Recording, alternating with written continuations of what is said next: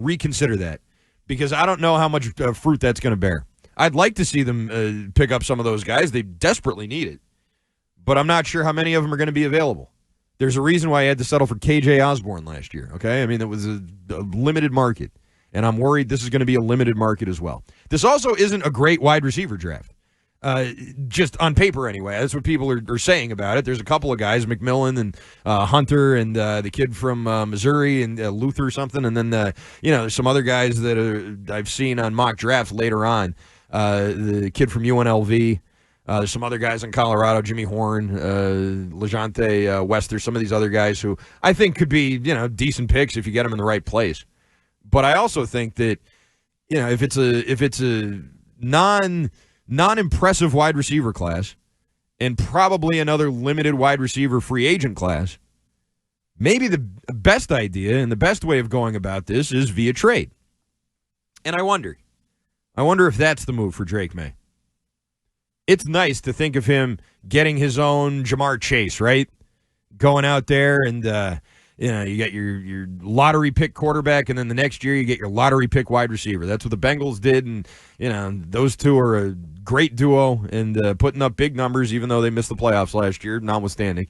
They did make it to a Super Bowl, and they're considered one of the best quarterback wide receiver duos in the league, and once Chase gets paid, they'll be together forever, and, isn't that great? I think that doing something like that, or trying to do something like that for Drake Maye, is not a bad idea. But when you look at this draft, and we talked about this a little last night, Brian was here, we talked about this with him a little bit, is that last year in the draft, it was all offense. All offense. They knew they were drafting a quarterback, and they wanted to surround him with good young talent. And they got the young part, but that's it.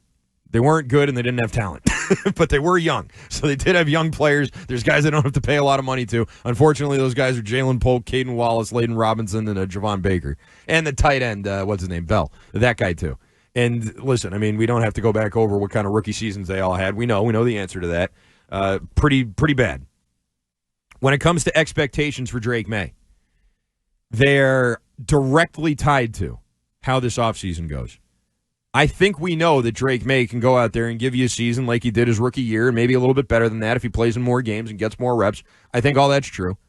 I don't necessarily think that I don't want to put this in a way that seems too denigrating, but I don't think that for all the talk about him being a non-error repeater, he repeated a lot of errors last year. A lot of games ended with game-ending interceptions on one-score game. Like we heard about that a lot. Well, if Bill was the coach, those one-score games, they might have been wins. Maybe they would have. But did you notice that most of them ended on interceptions? Like Drake Maye interceptions, which not all of them were his fault, but it was kind of a recurring theme. You know what I mean? Like that was a thing with him. And my expectations for him, when it comes to stuff like that, you can work on that. But in terms of yards and touchdowns and completion percentage and passer rating and all these other expectations there, I have no idea what to put on that. I have no idea how you line that up for someone like Drake Maye going into a season like this. I think there's just as good a chance that they stay completely stable where they are now, not really move, just kind of stay stagnant, his numbers and all that stuff, all those peripherals. I think those could be right around where they were this past year if they don't improve the offense enough. If they don't improve the offense enough, then Drake Maye could just be in limbo, I mean, like professional limbo here for the next year or two, even if he has all the greatest coaches in the world. And I do think he's got a good coaching situation this year. I think that's going to certainly help. That's going to help his own personal development. But when it comes to his actual numbers and what he's able to produce with these players around him, with his offensive line, with these pass catchers and all of that, I can't call that now. I don't think there's any way anybody could. There's no way to have any expectations, and that's not always the case. Like, you could say, Arcand, anybody, you can say that about any quarterback. No, you can't. You can say that about this quarterback because right now he's got the worst offensive line and the worst wide receiver group in the league. And you would think it could only go up from here, right? You would think. It's not always true. That's not always the case. I remember years of Bill Belichick defenses that did not have anybody at cornerback. Ellis Hobbs, that 1 year after Devin McCourty, his rookie year, he was good, and then he could not cover anybody as a corner. They moved him to safety. They had, all these guys sort of passing through who couldn't really hold down the job there. They were getting beat in the secondary for years and years and years. And then finally they said to hell with it, and they traded for Darrelle Revis, and they signed Brandon Browner, and that was that. And that, they finally got that done in 2006 when they got beat by Peyton Manning and the Colts in the AFC Championship game, and Tom Brady was throwing to Doug Gabriel and Rashae Caldwell and Jabbar Gaffney and all those guys. They realized this isn't good enough, and in 2007 they traded for Moss and traded for Welker and redesigned the entire offense, and they didn't win anything, but they certainly set a lot of records. So, there's reactions in the past, at the very least. Even if it didn't always happen right away, you could say that there was reactions that Bill had to parts of the roster and parts of the team that just weren't up to snuff. I don't know that it ever got this bad. I don't know that it was ever like this. The wide receiver group was bad in 06. The cornerbacks were bad for, the early 2010s and all that. But I don't know that it ever got to this level. This seems like a different level. And certainly if you're of a certain age, you remember those teams in the 90s, and they had lots of holes like the team does now. But in the Belichick era, it never really came to this. And these are leftover remnants of the Bill Belichick era, which is why I still even invoke that. This isn't something that Elliott Wolf can claim completely to be his. There's still, you're still sort of burning off the rest of that, the rest of that Belichick stuff. And we'll see how much change there really is. I would say based on the way that Vrabel came in here and kind of cleaned house with the staff, including Bill's kid, and all the other Bill guys who are kind of kicking around here. Not all of them are gone, but most of them are.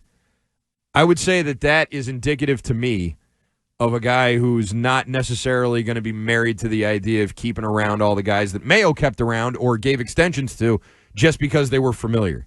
And that's one thing I like about Vrabel. Even though he's a familiar face and a familiar name and everything like that, he's not coming to Foxborough and just going along to get along with the Crafts and their insular way of thinking. He's got his own insular way of thinking, I guess, in a way, but his Rolodex is bigger. He's got more experience in more different places, and he's leaning on that experience as opposed to the Crafts and Mayo and everybody who only had one experience in one place. And even Bill at the end. He wouldn't go outside his circle, and his circle was tiny. So I like that Vrabel has a bigger circle, and I like that that's all ways in which they can improve this team for Drake Maye. But make no mistake about it, this season, like last season, is once again going to be all about Drake Maye. And this offseason is going to be all about Drake Maye, too. There's going to be guys that they sign or draft that aren't on offense.